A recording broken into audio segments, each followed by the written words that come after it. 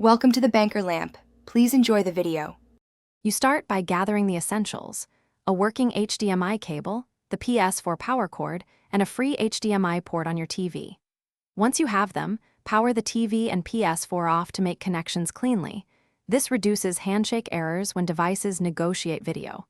Make sure the PS4 sits on a stable surface with ventilation.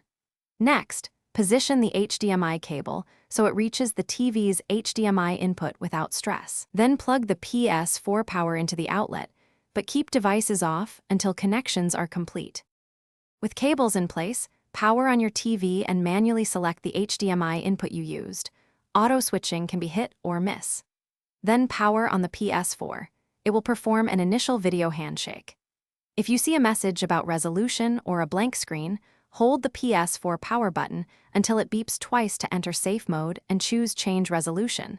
This forces 480p so you can set a compatible output. Make sure TV firmware and HDMI settings like ARC or CEC aren't blocking the signal. After the image appears, plug a controller with USB to pair it, then set the display resolution in settings to match your TV.